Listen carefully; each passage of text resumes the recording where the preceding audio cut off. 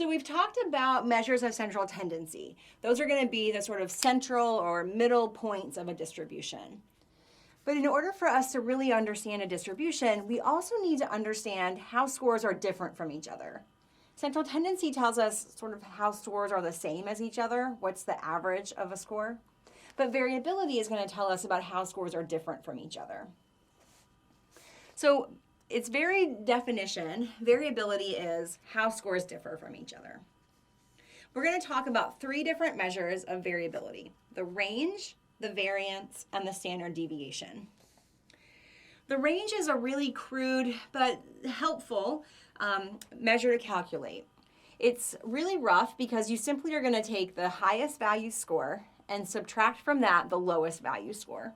So in our population of 4 people who responded to my email, we've got a range of 2, 21 minus 19.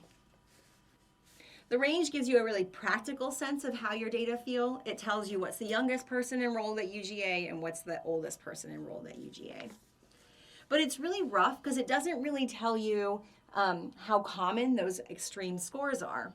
And in fact, if you think about the range, because it's relying on the lowest score and the highest score, it's going to be really sensitive to outliers. So imagine I added my grandmother here, right? And I wrote down her age of 80.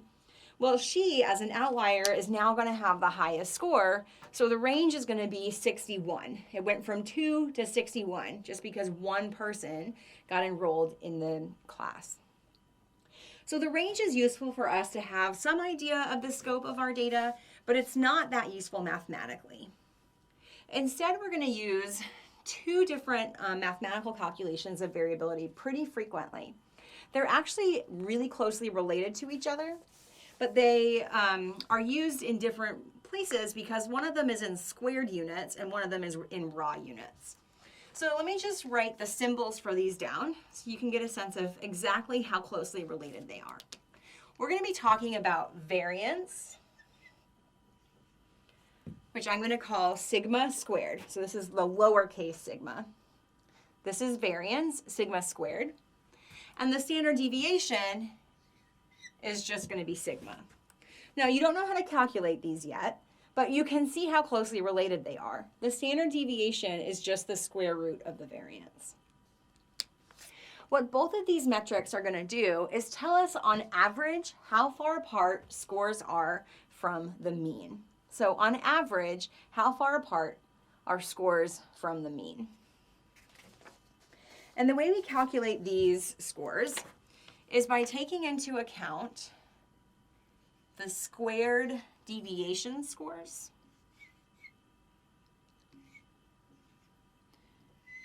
and averaging them.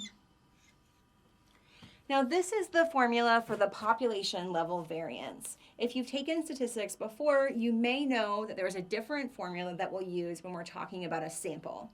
We're going to start with talking about populations and we'll make our way into talking about samples.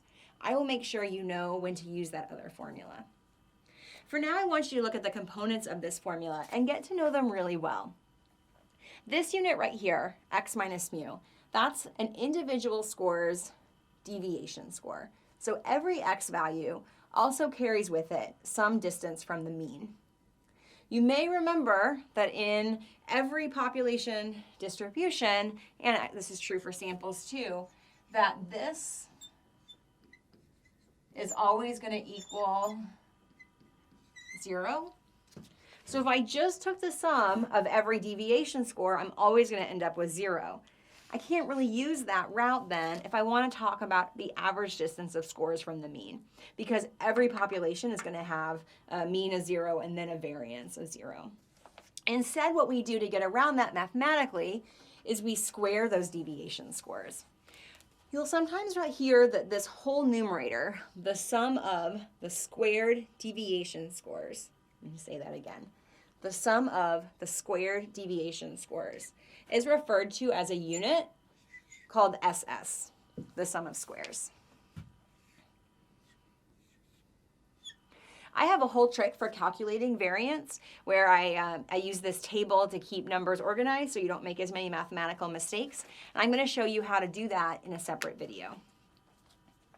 So let me move on to talk about the standard deviation.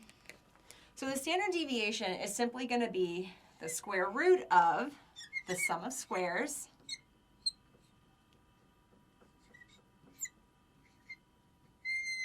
over n. So you can see that these formulas are identical, it's just that one is a square root and one is not. So the variance tells me, on average, what is the squared distance of a score from the mean? On average, what is the squared distance of a score from the mean? I'm about 9 feet away from the camera that's recording me right now. I wouldn't ever walk around saying, I'm 3 squared feet away from this camera, right? That's weird. We don't talk about things in terms of squared units. Our brains don't work that way. Our brains work in terms of raw units. And that's what the standard deviation does for us. It simply takes the square root of that number and it allows me to say something like, I'm 9 feet away from the camera. As a person, you now understand what I'm talking about. So when we talk about our population distributions and we talk about their central tendency, we also want to be able to put those means in the context of raw score units. So something like our average age is 20 and the standard deviation is 0.5 or something like that. That would help me understand 20 is in years and 0.5 is also in terms of years. So variance, average squared distance from the mean, standard deviation, average distance from the mean. Both of these metrics of variance, both the variance and the standard deviation, they're going to be used really frequently. In fact, they're going to be the building blocks of every statistical test that we'll run. So thinking about how far on average scores are from the mean is going to be a driving point of all of our statistics. The range is not going to show up very often. I use the range really often when I'm analyzing data in real life to make sure I haven't included any scoring errors. So if I'm using a scale from 1 to 5 and I find that my range is 10, that means that somebody has entered data incorrectly and has entered an 11 when they should have entered a 1 or something like that. So you'll find the range is really useful practically, but it's not very useful mathematically.